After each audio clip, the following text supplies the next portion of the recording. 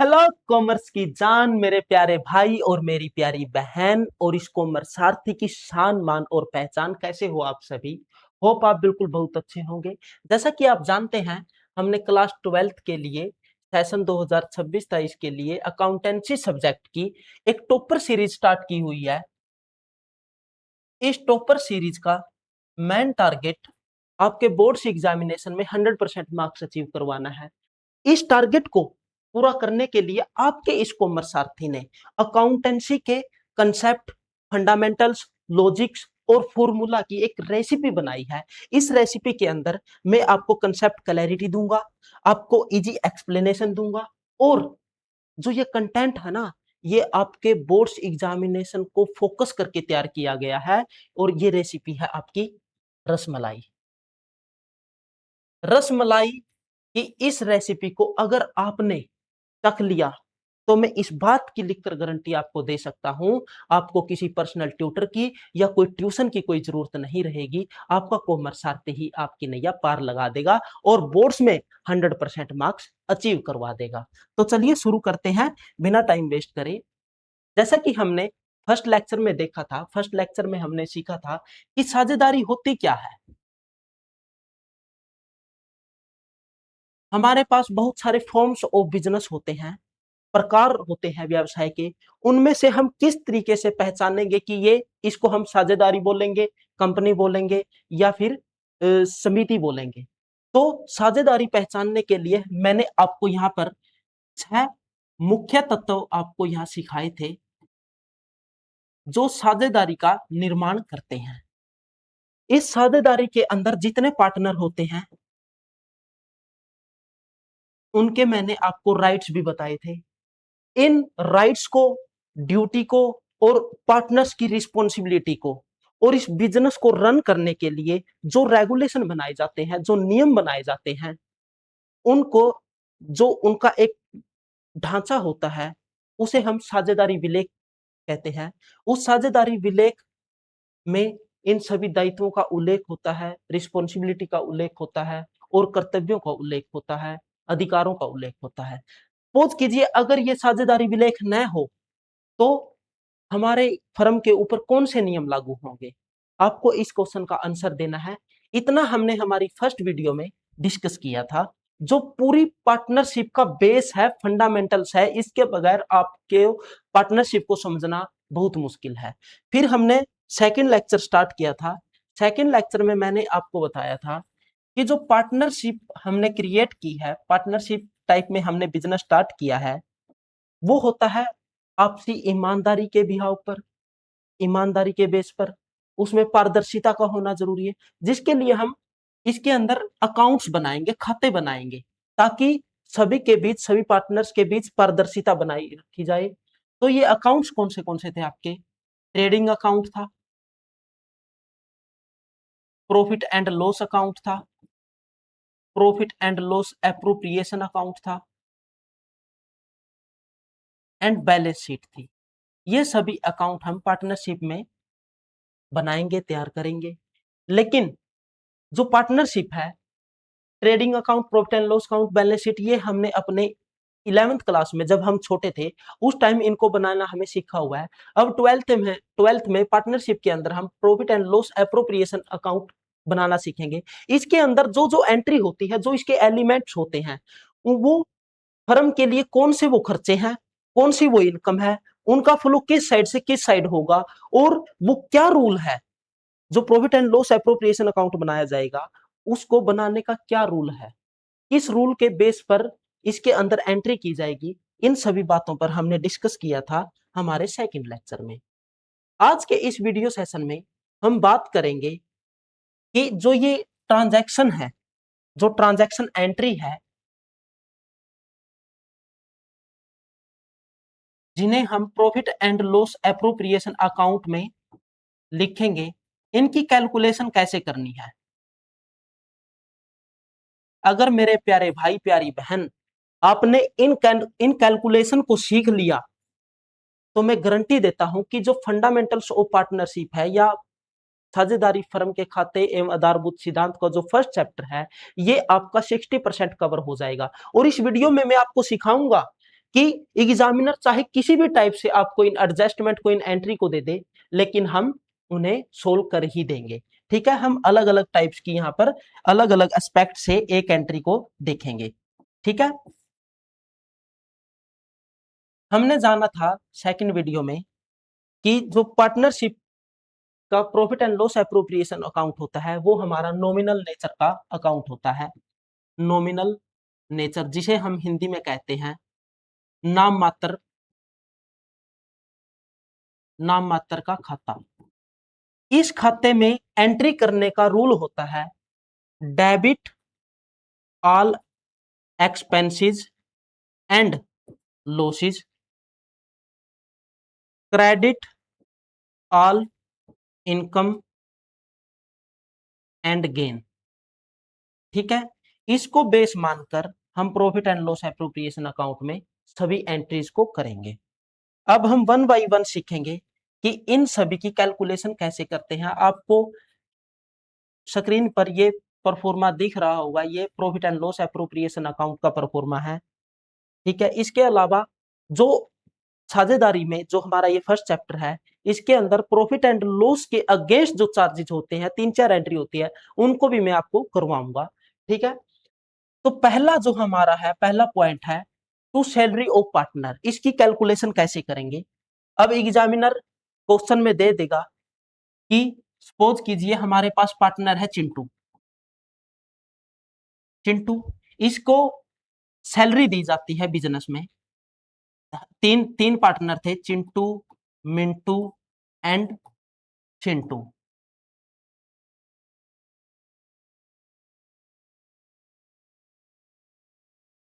ठीक है, ये 3 पार्टनर थे। इनमें से मिंटू एंड चिंटू ने बोला कि भाई चिंटू, आप ऐसा कीजिए, आप बिजनेस को रन कीजिए, हम कैपिटल लगाएंगे, पूंजी लगाएंगे, प्रॉफिट एंड लॉस में भी शेयर करेंगे। ठीक है, लेकिन हम बिजनेस को रन करने में, ऑपरेट करने में, उसका संचालन करने में हम इसका पार्ट नहीं बनेंगे।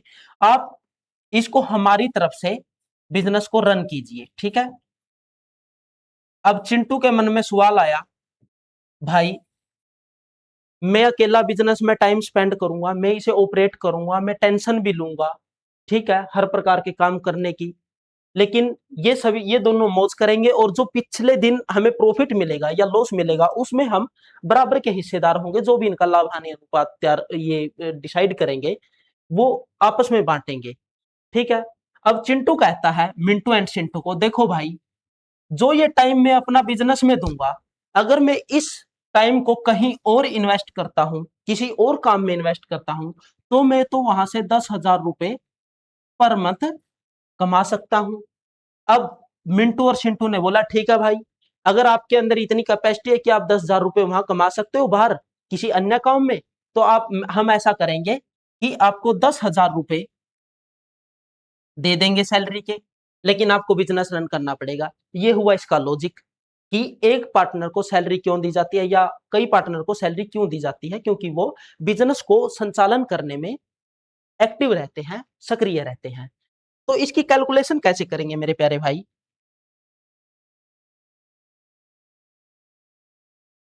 To salary of partner. अब एग्जामिनर हमें एग्जाम में हमसे क्वेश्चन पूछेगा कि जो चिंटू है उसको सैलरी दी जाती है, इसके अलग अलग टाइप होंगे। फर्स्ट टाइप क्या होगा कि उसे 2,000 रुपए पर वीक, पर वीक उससे उसको सैलरी दी जाती है। या फिर वो पूछ लेगा कि उसे 2,000 रुपए पर मंथ सैलरी दी जाती है।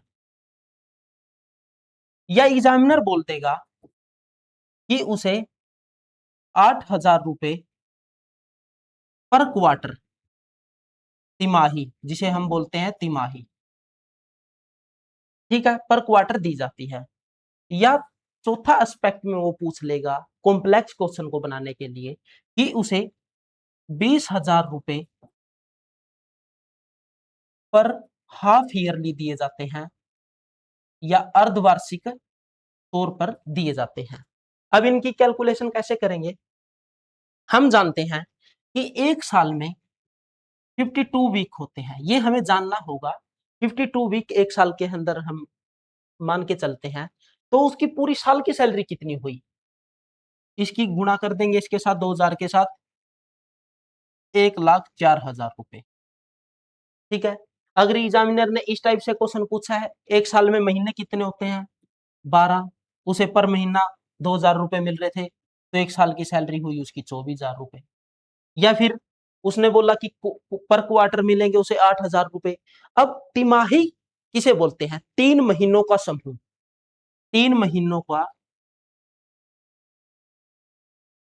एक समूह को हम एक क्वार्टर बोलते हैं या तिमाही बोलते हैं। ठीक है। एक साल के अंदर 12 महीने होते हैं, तो एक क्वार्टर के अंदर 3 महीने हैं, तो एक साल के अंदर कितने तिमाही हुए? 4। ठीक है, 4 तिमाही हुए, 4 क्वार्टर हुए एक साल के अंदर, तो 8,000 रुपए पर क्वार्टर है, 32,000 रुपए उसे पर ईयर सैलरी मिलेगी। अब हाफ ईयरली या अर्धवार्षिक,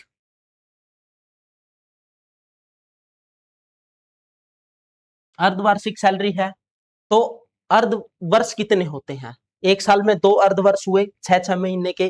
ठीक है, तो 20,000 को 2 से गुना कर देंगे, मल्टीप्लाई कर देंगे, 40,000 रुपए उसकी पर ईयर की सैलरी हुई। ठीक है। अब हमारी नेक्स्ट एंट्री क्या होती है profit and loss appropriation account में? वो होती है टू कमीशन टू पार्टनर्स। ये कमीशन कब दिया जाता है? ये मोस्ट प्रोबेबली आपको कमीशन दिया जाता है प्रॉफिट पर। अब वो प्रॉफिट कौन सा होगा, ये डिपेंड करता है कि आपसे एग्जामिनर कौन सा प्रॉफिट पूछ रहा है। प्रॉफिट हो सकते हैं, एक हो सकता है आपका नेट प्रॉफिट, जो हमारे पास कहाँ से आता है, प्रॉफिट एंड लॉस अकाउंट से आता है। एक हो सकता है आपका डिविजिबल प्रॉफिट।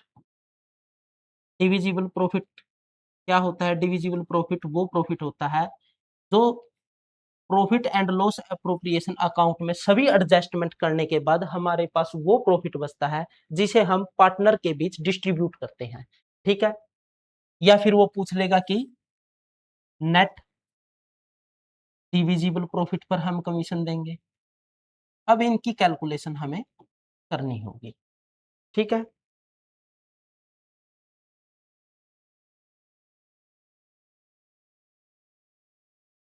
क्या क्या पूछ सकता है? सपोज कीजिए कि हमारे पास ये profit and loss appropriation account था।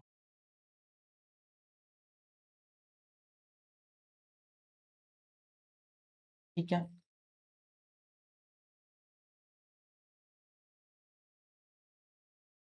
ये by profit and loss account से हमारे पास प्रॉफिट आया, नेट प्रॉफिट है जो, ये थोड़े अक्षर साफ नहीं है। नेट प्रॉफिट है ये। नेट प्रॉफिट सपोज कीजिए हमारे पास 1,00,000 रुपए आया। ठीक है। अब इसमें कुछ एडजस्टमेंट होती है, टू सैलरी और पार्टनर हो गई, मान लीजिए 10,000 रुपए है। ठीक है। टू इंटरेस्ट ऑन कैपिटल हो गया, मान लीजिए 30,000 रुपए है। अब हमारे पास इनको माइनस करने के बाद जो हमारे पास बचा 60,000 रुपए,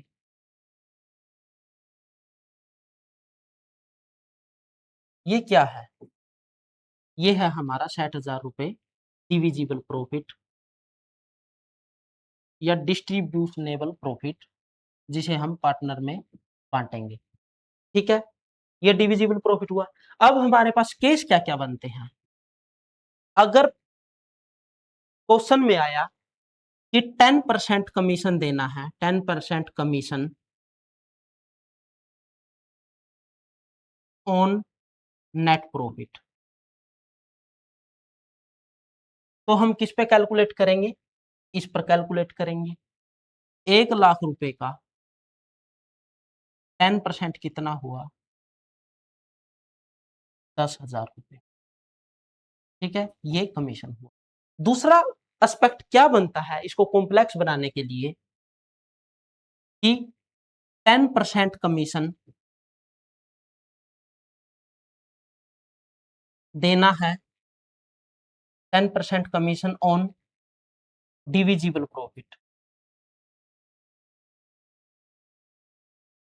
अब डिविजिबल प्रॉफिट कौन सा था, इसे लेंगे या इसे लेंगे, हम इसको लेंगे। डिविजिबल प्रॉफिट वो होता है जब सभी adjustment profit and loss appropriation account में साझेदारों से संबंधित सभी एडजस्टमेंट करने के बाद जो हमारे पास बैलेंस बचता है, जो उनमें बांटने के लिए हमारे पास बैलेंस बचता है, उसे हम डिविजिबल प्रॉफिट लेंगे। ठीक है, अब डिविजिबल प्रॉफिट कितना था, 60,000 रुपए, इसका 10% मीन 6,000 रुपए इसका कमीशन होगा। दो केस हो गए हमारे। अब तीसरा केस क्या है, सबसे क्रिटिकल केस है। वो हमारे से पूछ लेगा कि जो 10% कमीशन है वो नेट प्रॉफिट पर होगा आफ्टर चार्जिंग सच कमीशन। इसका मतलब हुआ कि इस कमीशन का भुगतान करने के बाद जो नेट प्रॉफिट हमारे पास बचेगा उस पर 10% कमीशन देना होगा। इसका मतलब क्या हुआ, आफ्टर, देखिएगा वर्ड देखिएगा, इसके पश्चात, इस कमीशन के पश्चात जो हमारे पास नेट प्रॉफिट बचेगा उस पर हमें कमीशन कैलकुलेट करना है। अब थोड़ा इसे लॉजिकली देखिएगा, ऐसे कैलकुलेट करना मुश्किल है, क्योंकि इसका मतलब क्या हुआ, जो ये नेट प्रॉफिट है, ये नेट प्रॉफिट कितना है, 1 लाख रुपए जो ये नेट प्रॉफिट है, इसमें हमारा 10% कमीशन भी तो ऐड है। इसका मतलब क्या हुआ, ये 110% हुआ, क्योंकि 100% था। 100% क्या रहेगा हमारे पास, profit, net profit after such commission. Commission को घटाने के बाद जो नेट प्रॉफिट हमारे पास बचेगा ना, वो हमारा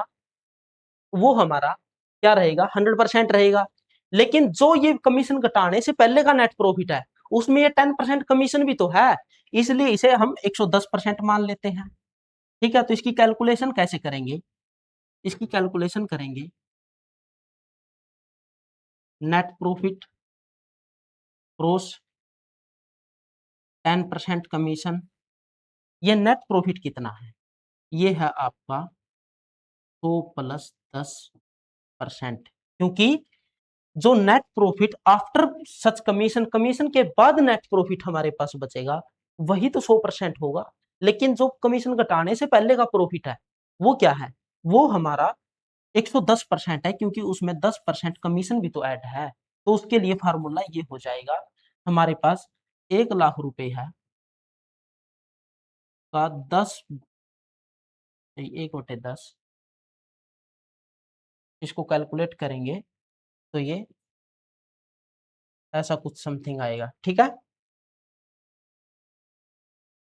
अब चौथा कंसेप्ट इसके अंदर क्या बन सकता है, वो बन सकता है आपका 10% commission, 10% commission on net divisible profit, net divisible profit.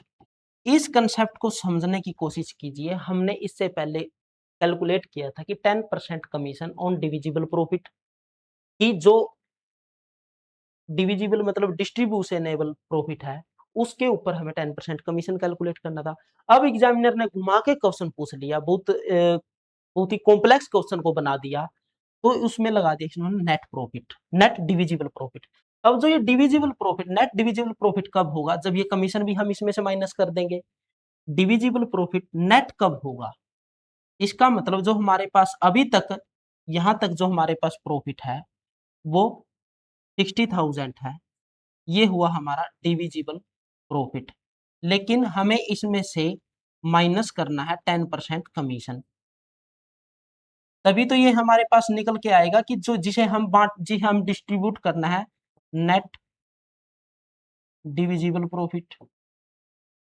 ठीक है, ये नेट डिविजिबल प्रॉफिट क्या मानेंगे हम, ये 100% बचेगा हमारे पास।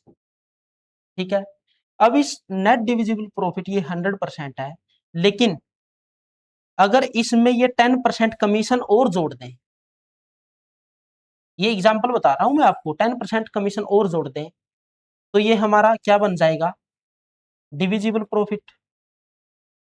इसका मतलब क्या हुआ कि डिविजिबल प्रॉफिट है वो 110% है, तो divisible net divisible profit calculate करने के लिए 60,000 क्रॉस 10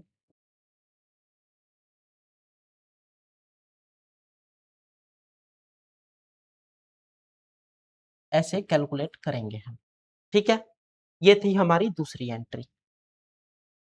चलिए नेक्स्ट देखते हैं। ये कर लिया हमने, कमीशन कर लिया। अब हम देखेंगे interest on capital. Interest on capital को किस तरीके से कैलकुलेट करेंगे। Interest on capital to interest on capital. ठीक है, इंटरेस्ट ऑन कैपिटल का फ्लो कहां से कहां होता है, ये फर्म के लिए खर्चा होता है। जो साझेदार होते हैं वो हमें पूंजी देते हैं, इसीलिए वो, क्यों इसे हम दायित्व मानते हैं, क्योंकि जो हमारी अकाउंटिंग का अवधारणा है, कंसेप्ट है, उसमें बताया गया है कि जो साझेदार होता है या स्वामी होता है और जो बिजनेस होता है वो दोनों अलग अलग एंटिटी होती है, इन दोनों का अपना अपना पृथक अस्तित्व होता है। ठीक है, तो अकाउंटिंग के पॉइंट ऑफ व्यू से ये दोनों पार्टनर और बिजनेस अलग अलग हैं। पार्टनर ने बिजनेस को उधार दिया, कैपिटल दी, तो बिजनेस उसे इंटरेस्ट देगा उस कैपिटल पर। ठीक है, अब इंटरेस्ट ऑन कैपिटल ये कब दिया जाता है, जब इसका साझेदारी सलेख में, जो हमारा पार्टनरशिप जो हमने सीखा था कि साझेदारी सलेख है, इसमें अगर मेंशन है कि इंटरेस्ट ऑन कैपिटल देना है तो ये उसी कंडीशन में दिया जाएगा। अगर साझेदारी सलेख में मेंशन नहीं है तो हम प्रॉफिट इंटरेस्ट ऑन कैपिटल नहीं देंगे। अगर साझेदारी सलेख में ये चीज उल्लेख कर दी कि इंटरेस्ट ऑन कैपिटल दिया जाएगा तो उसके 3 केस बनते हैं। पहला, अगर फर्म में प्रॉफिट है, अगर फर्म में प्रॉफिट है तो इंटरेस्ट ऑन कैपिटल दिया जाएगा। अगर फर्म में लॉस है तो इंटरेस्ट ऑन कैपिटल नहीं दिया जाएगा, पहला केस। दूसरा, मान लीजिए हमारी फर्म में प्रॉफिट है जो वो कम है, किससे, इंटरेस्ट ऑन कैपिटल से, तो इस केस में जो इंटरेस्ट ऑन कैपिटल कैलकुलेट करेंगे, जितना हमारे पास प्रॉफिट है, जितना हमारे पास प्रॉफिट है तो वो सभी पार्टनर का इंटरेस्ट ऑन कैपिटल कैलकुलेट करेंगे। मान लीजिए ये चिंटू था, इसका इंटरेस्ट ऑन कैपिटल हुआ 10,000 रुपए। ये मिंटू था, इसका इंटरेस्ट ऑन कैपिटल हुआ 20,000 रुपए। ये चिंटू था, इसका इंटरेस्ट ऑन कैपिटल हुआ 30,000 रुपए। ठीक है, लेकिन फर्म में प्रॉफिट था 30,000 रुपए। ठीक है, टोटल इंटरेस्ट ऑन कैपिटल बनता था 60,000 रुपए, तो प्रॉफिट हमारे पास कम था इंटरेस्ट ऑन कैपिटल के कंपैरिजन में। ठीक है, तो इस 30,000 रुपए को हम, जो ये इंटरेस्ट ऑन कैपिटल है, इसके अनुपात में इनको पार्टनर के बीच डिस्ट्रीब्यूट कर देंगे। तो इसकी रेशो क्या बनेगी, इसके अनुपात कैलकुलेट करें तो ये बनेगा 1:2:3। इस अनुपात में हम इस 30,000 रुपए को इनमें डिस्ट्रीब्यूट कर देंगे। 30,000 रुपए का एक हिस्सा मिलेगा चिंटू को, 30,000 रुपए का 2 हिस्से मिलेंगे मिंटू को, और 30,000 रुपए के 3 हिस्से मिलेंगे चिंटू को। ठीक है, ये था हमारा दूसरा केस, जब प्रॉफिट इंटरेस्ट ऑन कैपिटल से कम होता है। अब हमारा तीसरा केस क्या बनेगा इसके अंदर, मान लीजिए कि क्वेश्चन में मेंशन कर दिया या साझेदारी संलेख में इस बात का उल्लेख है कि जो इंटरेस्ट ऑन कैपिटल है, इंटरेस्ट ऑन कैपिटल है वो चार्ज है अगेंस्ट प्रॉफिट के, अगेंस्ट प्रॉफिट के। तो चाहे तो अगर ऐसी कंडीशन है, आपको क्वेश्चन में आता है कि जो इंटरेस्ट ऑन कैपिटल है वो देना ही देना होगा या इंटरेस्ट ऑन कैपिटल वो चार्ज अगेंस्ट प्रॉफिट है, तो इस केस में चाहे फर्म में प्रॉफिट हो चाहे फर्म में लॉस हो, दोनों ही कंडीशन में इंटरेस्ट ऑन कैपिटल दिया जाएगा। ये था इसका बेसिक कंसेप्ट। अब हम सीखेंगे कि इसकी कैलकुलेशन कैसे करनी है, इंटरेस्ट ऑन कैपिटल को कैलकुलेट कैसे किया जाना है। इंटरेस्ट ऑन कैपिटल को कैलकुलेट करने से पहले इसके अंदर दो चीजें और है, दो चीजें वो कौन सी है। एक तो पार्टनर करता है विड्रॉ, कैपिटल विड्रॉ कर ली परमानेंटली,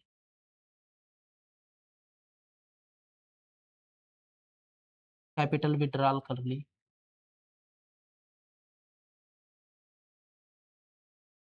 ठीक है।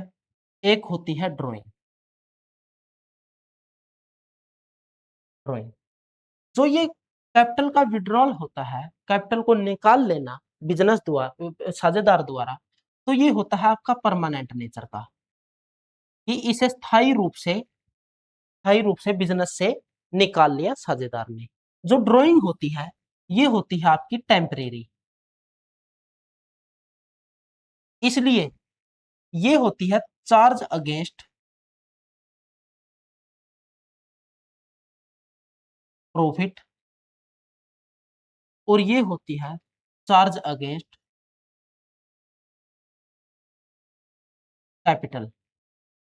अगर कैपिटल विड्रॉल है तो इससे साझेदार की कैपिटल कम हो जाएगी, अगर ड्राइंग है तो इससे साझेदार को जो प्रॉफिट मिलना था, जो डिस्ट्रीब्यूशन प्रॉफिट था उसमें से जो इसका हिस्सा मिलना था वो इसका कम हो जाएगा, इसलिए चार्ज अगेंस्ट प्रॉफिट है, ये चार्ज अगेंस्ट कैपिटल है। अब हमारे पास क्वेश्चन कैसे आएगा मेरे प्यारे भाई, मेरी प्यारी बहन,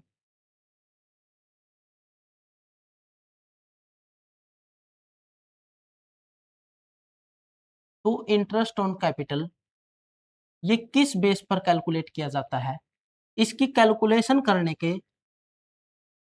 दो बेस हैं। दोनों ही कंडीशन को ध्यान में रखा जाएगा कि आपकी टोटल कैपिटल है, टोटल कैपिटल वो कितने समय तक रही, उसको टोटल टाइम के हिसाब से इसकी कैलकुलेशन की जाएगी, ठीक है। अब यहाँ पर एग्जामिनर क्वेश्चन को डिफिकल्ट या कॉम्प्लेक्स कैसे बनाता है, उसने कहा कि चिंटू ने 1 लाख रुपए की कैपिटल बिजनेस में लेकर आया था, ठीक है। जब बिजनेस स्टार्ट किया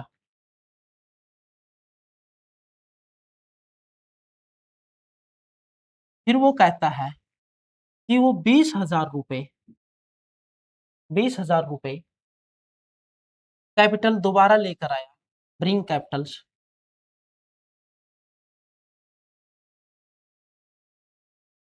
कब लेकर आया, 1 जुलाई 2025,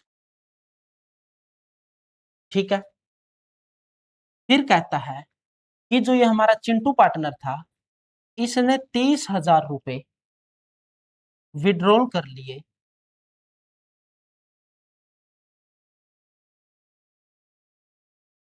31 जनवरी को, ठीक है।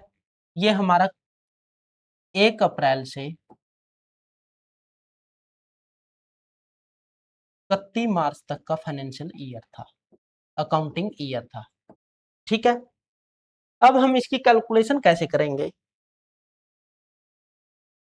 बिजनेस स्टार्ट किया, यहां पर 1 लाख रुपए लेकर आया, ठीक है, ये हमारा 1 अप्रैल था, 1 अप्रैल। बिजनेस में वो एक्स्ट्रा कैपिटल कब लेकर आया? 1 जुलाई 2025 को। अप्रैल, मई, जून, जुलाई, अगस्त, सितंबर, अक्टूबर, नवंबर, दिसंबर, जनवरी, फरवरी एंड मार्च, 31 मार्च। ठीक है, क्वेश्चन में क्या लिखा कि जो पार्टनर था हमारा, चिंटू पार्टनर था, वो 1 लाख रुपए की कैपिटल के साथ बिजनेस स्टार्ट करता है। 1 लाख रुपए कैपिटल थी। अब वो कहता है कि 1 जुलाई 2025 को, 1 जुलाई 2025 को वो एक्स्ट्रा लेकर आया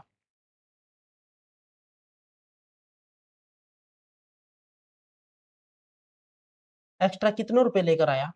20,000 रुपए। ठीक है, इससे उसकी कैपिटल अधिक हो गई। अब यहां पर उसकी टोटल कैपिटल कितनी हुई? 1 लाख प्लस 20,000, 1,20,000 के साथ उसका पार्टनर में उसने कैपिटल इन्वेस्टमेंट कर दी। अब क्वेश्चन बोलता है कि 30,000 रुपए उसने 31 जनवरी को विड्रॉ कर लिए।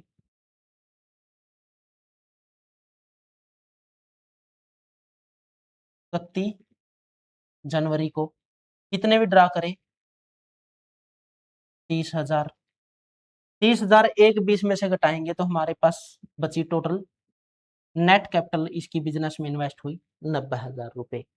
अब 1 अप्रैल से 1 जुलाई तक, मतलब अप्रैल, मई, जून, 3 महीने का हम ब्याज कैलकुलेट करेंगे 1 लाख पर।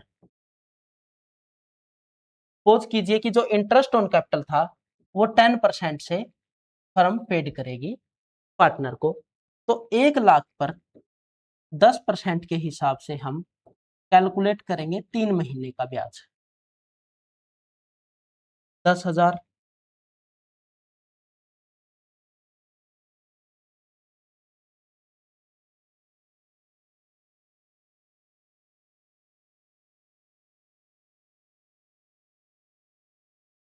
2,500 रुपए। ठीक है, अब 1 जुलाई से हमारे पास कैपिटल कितनी हुई? 1,20,000 रुपए हुई, क्योंकि वो एडिशनल कैपिटल लेकर आया था। 1,20,000 रुपए। अब 1/20 से चेंजेस कब हुए? 31 जनवरी तक। तो एक, एक, 2, 3, 4, 5, 6। ठीक है, 1 जुलाई से 31 अगस्त, 1 महीना,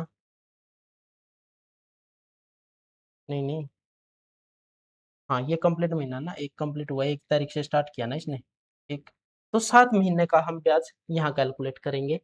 1,20,000 रुपए पर कितने महीने ये कैपिटल हमारे पास बनी रही? 31 जनवरी तक। तो टोटल टाइम पीरियड कितना हुआ? 7 महीने। 10/9 गुणा 7/12, 7 महीने उसने कैपिटल ली। तो इसका जो आंसर आएगा, 12,000, 12 × 7,000 रुपए। ठीक है, अब हमारे पास 31 जनवरी को, 1 जुलाई 31 जनवरी को विड्रॉ कर ली 30,000 रुपए, तो हमारे पास बैलेंस बचा 90,000 रुपए। ये 90,000 रुपए हमारे बिजनेस में कब तक रहा? 1 फरवरी से 31 जनवरी को आया, मतलब पूरा महीना खत्म हो चुका था। तो फरवरी एंड मार्च, तो जो 90,000 रुपए है, इस पर हम कैलकुलेट करेंगे ओनली 2 मंथ्स का ब्याज। 9,000, 18,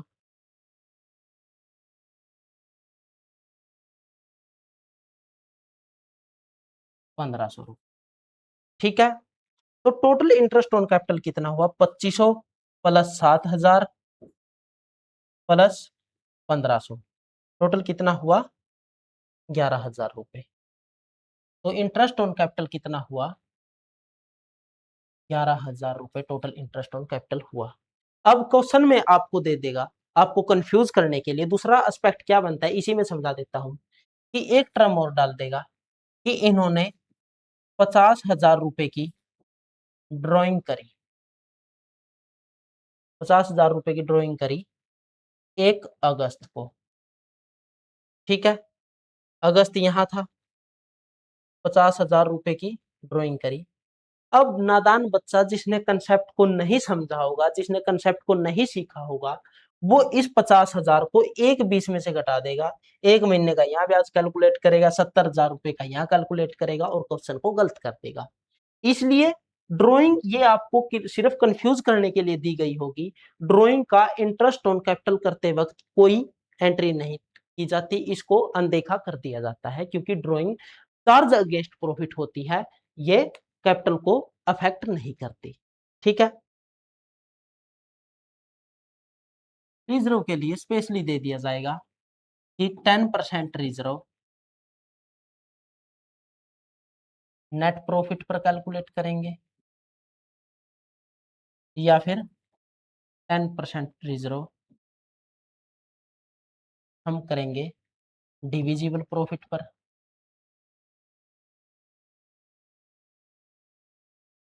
first case, second case, third case 10% reserve transfer करेंगे इसका ऑफ नेट डिविजिबल प्रॉफिट। ठीक है, तो इनका सिंपल सा फॉर्मूला है, नेट प्रॉफिट पर होगा, नेट प्रॉफिट है तो 10/100%, डिविजिबल प्रॉफिट है तो डिविजिबल प्रॉफिट का 10/100%। अब इसने बोला कि नेट डिविजिबल प्रॉफिट, ये जैसे हमने कमीशन को कैलकुलेट किया था, सिंपल वही एग्जांपल है, आप एग्जांपल को ध्यान रख लीजिएगा। अगर नेट बोलता है, नेट डिविजिबल प्रॉफिट बोलता है, तो हम नेट डिविजिबल प्रॉफिट 10/100% करेंगे। ठीक है, अब हमारे पास सबसे इंपॉर्टेंट कंसेप्ट आता है, सबसे इंपॉर्टेंट कंसेप्ट आता है बाय इंटरेस्ट ऑन ड्रॉइंग। इसका फ्लो क्या कैसे होता है, ये हमारा बिजनेस है, ये हमारे पार्टनर है, इन्होंने ड्राइंग की, तो इंटरेस्ट ऑन जो ड्राइंग की वो तो ऐसे फ्लो होगा, ये होगा ड्राइंग, इन्होंने बिजनेस से पैसा निकाला टेम्परेरी बेस पर, जो इंटरेस्ट ऑन ड्राइंग हुआ इसका फ्लो होगा ये, क्योंकि ये फर्म के लिए इनकम है और पार्टनर के लिए ये खर्चा है, तो ये इनकम है, हम फर्म के पॉइंट ऑफ व्यू से देखेंगे, ये हमारी फर्म के लिए इनकम है। ठीक है, अब इंटरेस्ट ऑन ड्राइंग को कैलकुलेट कैसे किया जाएगा, इसके हमारी बुक्स में सिंपली दो मेथड दिए गए हैं। एक है हमारा सिंपल मेथड,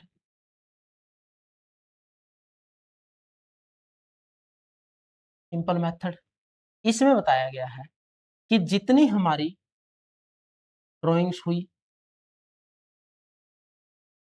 उसका जितना हमारा रेट है चार्ज करने का इंटरेस्ट का, और कितने महीने के लिए वो निकाल ली, इसकी कैलकुलेशन सिंपल होती है कि जितनी बार हमने जितनी जितनी ड्राइंग की, मान लीजिए हमारे चिंटू ने की 1 जनवरी में, नहीं फर्स्ट जून कर लीजिए इसको,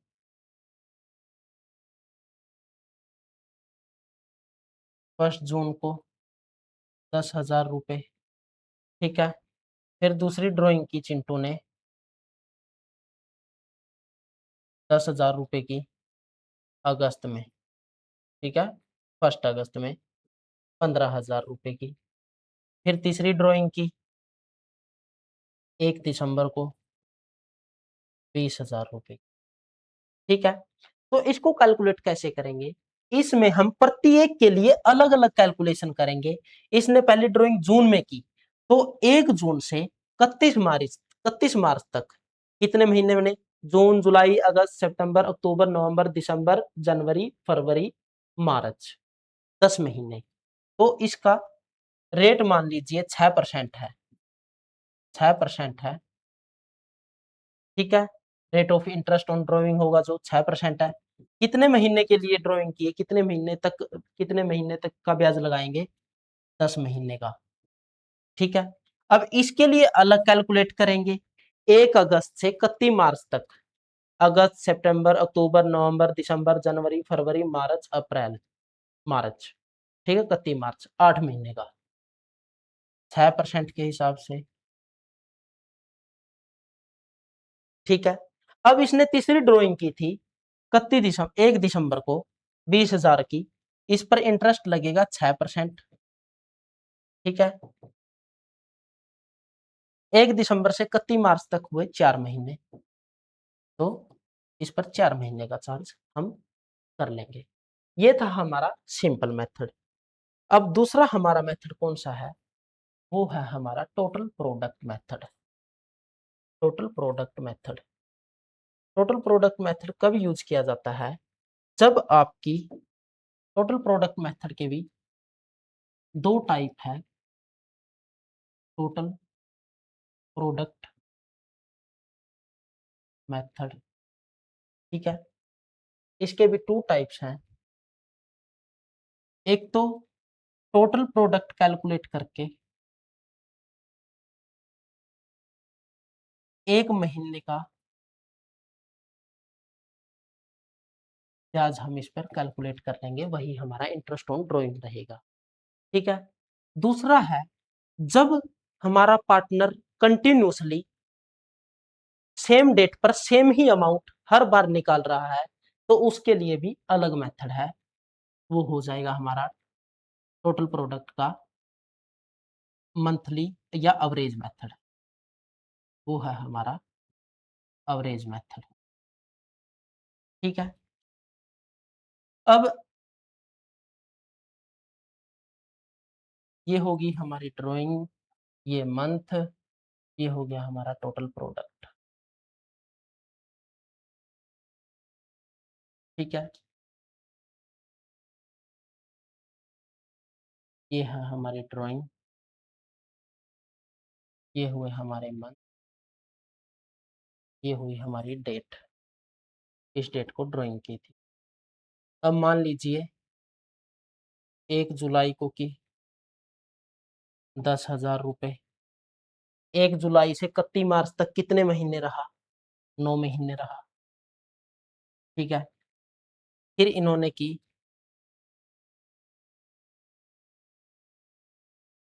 1 सितंबर को, 1 सितंबर को इन्होंने की 20,000 रुपए, 1 सितंबर से 31 मार्च तक, सितंबर, अक्टूबर, नवंबर, दिसंबर, जनवरी, फरवरी, मार्च, 7 महीने, 7 महीने, ठीक है। फिर इन्होंने की 1 जनवरी को, ये की इन्होंने 5,000 रुपए, जनवरी, फरवरी, मार्च, 3 महीने तक ये रहा। इनका टोटल प्रोडक्ट कैलकुलेट करेंगे, इनका प्रोडक्ट क्या बनेगा, प्रोडक्ट 10,000 की 9 से मल्टीप्लाई करेंगे 90,000 रुपए, 20,000 की 7 से गुना करेंगे, मल्टीप्लाई करेंगे 1,40,000 रुपए, 5,000 की 3 से मल्टीप्लाई करेंगे 15,000 रुपए। इनको सभी को जोड़ने के बाद हमारे पास आएगा टोटल प्रोडक्ट, कितना हुआ, 90 और 15, 1,05,000, 1,40,000 कितना हुआ, 2,45,000, ठीक है। अब 2,45 पर, जो 2,45 है, इस पर 6% के हिसाब से 1 महीने का ब्याज कैलकुलेट कर लेंगे, वो हमारा आंसर आ जाएगा। आप इससे, इस मेथड से कीजिए इन्हीं सेम अमाउंट पर इंटरेस्ट ऑन ड्रॉइंग, या फिर सिंपल मेथड से कर लीजिए, इसका अलग कीजिए, इसका अलग कीजिए, इसका अलग कीजिए, जैसे ही उनका जोड़ करोगे तो इसका आंसर और इसका आंसर सेम रहेगा, ठीक है। अब था हमारा दूसरा मेथड, दूसरा मेथड क्या था, इंटरेस्ट ऑन ड्राइंग कैलकुलेट करने का जो टोटल प्रोडक्ट मेथड है,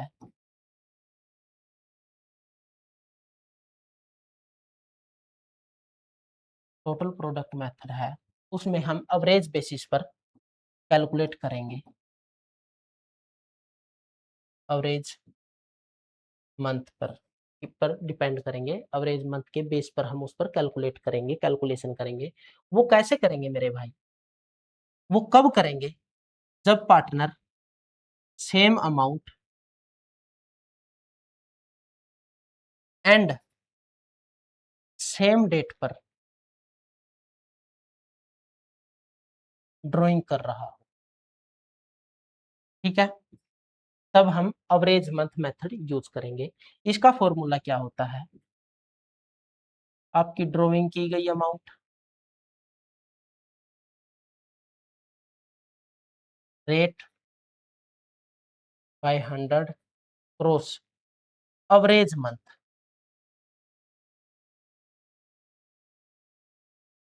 average month of drawing divide by 12, ठीक है। एवरेज मंथ को कैलकुलेट कैसे करेंगे? एवरेज मंथ कैलकुलेट करने का भी फॉर्मूला है, एवरेज मंथ करेंगे, तब भी मैं आपको ऐसे ही बिल्कुल डिटेल से समझाऊंगा, ठीक है मेरे भाई। मिलते हैं नेक्स्ट वीडियो में, तभी तक बने रहिएगा और इस चैनल को, इस वीडियो को शेयर कीजिएगा, सब्सक्राइब कीजिएगा, ताकि आपके इस सारथी को भी थोड़ा बहुत मोटिवेशन मिलता रहे और मैं आपके लिए ऐसे ही उत्साह जोश के साथ अच्छा अच्छा कंटेंट आपके लिए लेकर आता रहूं और आपको पर्सनल ट्यूटर से या किसी ट्यूशन से, उसकी महंगी कोचिंग से आपको बचा सकूं, ठीक है मेरे भाई। मिलते हैं नेक्स्ट वीडियो में, तभी तक थैंक यू, बने रहिएगा।